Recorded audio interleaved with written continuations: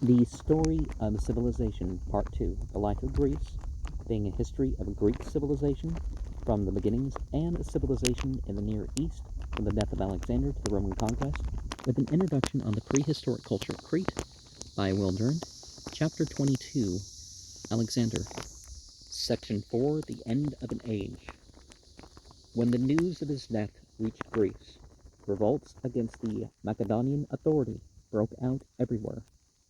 7 exiles in Athens organized a force of patriots and besieged the Macedonian garrison in the Katamia in Athens itself, where many had prayed for an end to Alexander. The anti-Macedonian party, feeling that its prayers had been heard, crowned themselves with garlands and feasted over the death of him whom they had courted as a god, singing, says Plutarch, triumphant songs of victory, as if, by their own valor, they had vanquished him. For a moment, Demosthenes was in his glory. He had not fared well during Alexander's campaigns. He had been convicted of accepting a heavy bribe from Harpalus, and had been flung into jail. He had been allowed to escape, and had lived 9 months of fretting exile in Troezen. Now he was recalled, and was sent as an envoy to the Peloponnesus to raise allies for Athens in a war of liberation. A united force marched north, met Antipater at Cranon, and was destroyed. The old soldier who lacked Alexander's sensitivity to Athenian culture laid the most arduous terms on the city, requiring it to pay the cost of the war, to receive a Macedonian garrison, to abandon its democratic constitution and courts, to disenfranchise and deport to colonial settlements all citizens, 12,000 out of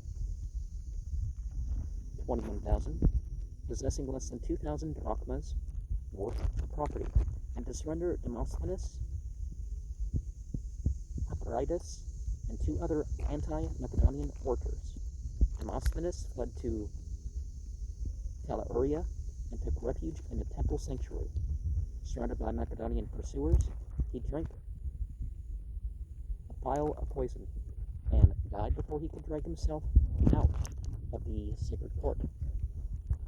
The same tragic year saw the end of Aristotle. He had long been unpopular in Athens. The academy and the school of Isocrates disliked him as a critic and a rival, while the patriots looked upon him as a leader of the pro-Macedonian party. Advantage was taken of Alexander's death to bring an accusation of impiety against Aristotle. Heretical passages from his books were brought in as evidence. He was charged with having offered divine honors to the dictator Hermias, who, being a slave, could not have been a god.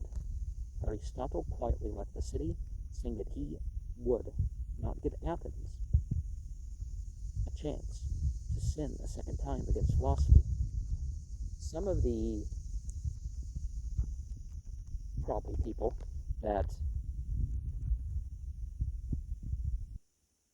were called gods by the Hindus.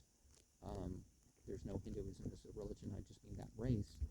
Some of them actually were slaves. So Aristotle quietly left the city, saying that he would not give Athens a chance to sin a second time against philosophy. He withdrew to the home of his mother's family in Chalcis, leaving the Lacume in the care of Theophrastus. The Athenians passed sentence of death upon him, but had neither opportunity nor need to execute it, for either through a stomach illness aggravated by his flight, or by some say by taking poison. Aristotle died a few months after leaving Athens in the 63rd year of his age. Muhammad also died at 63, didn't he? His will was a model of kindly consideration for his second wife, his family, and his slaves. The death of Greek democracy was both a violent and natural death, in which the fatal agents were the organic disorders of the system. The sword of Macedon merely added the final blow. The city-state had proved incapable of solving the problems of government. It had failed to preserve order within, and events without, despite the appeals of Gorgias Isocrates and Plata for some Dorian discipline to tame Ionian freedom, it had discovered no way of reconciling local autonomy with national stability and power, and its love of liberty had seldom interfered with its passion for empire. The class war had become bitter beyond control, and had turned democracy into a contest in legislative looting.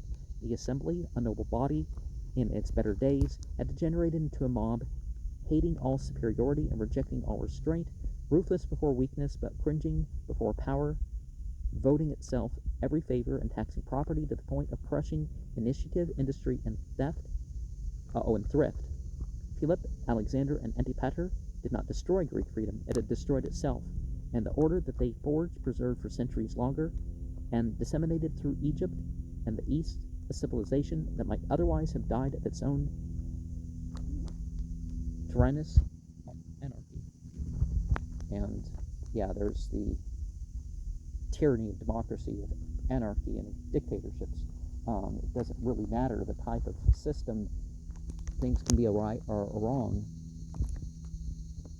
depending on the principles of the ruled and the rulers. And yet, had oligarchy or monarchy done any better? The 30 had committed more atrocities against life and property in the few months of their power than the democracy in the preceding 100 years. And while democracy was producing chaos in Athens, monarchy was producing chaos in Macedonia.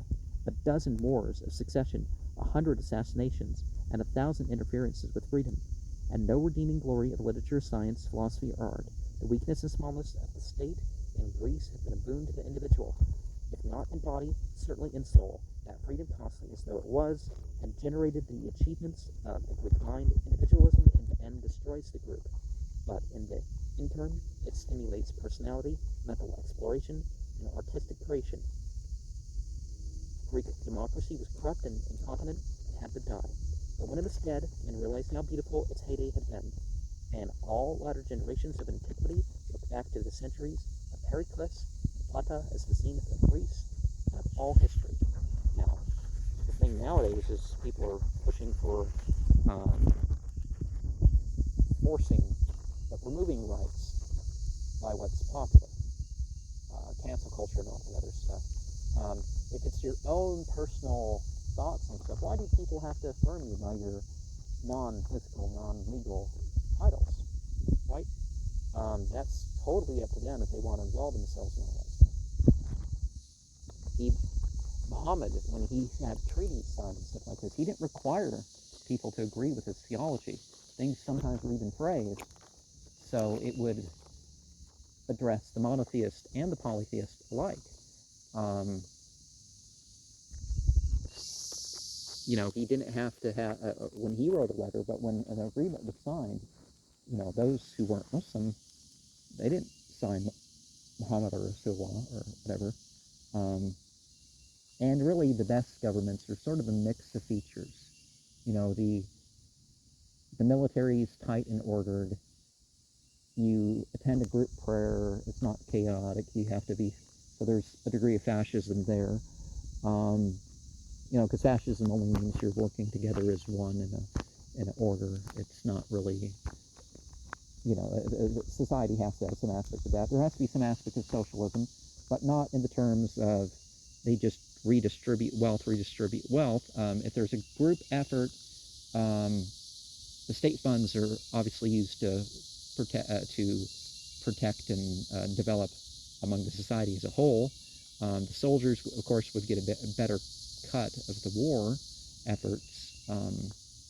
There's a lot of examples that I can bring up. I don't want to make the comment too long.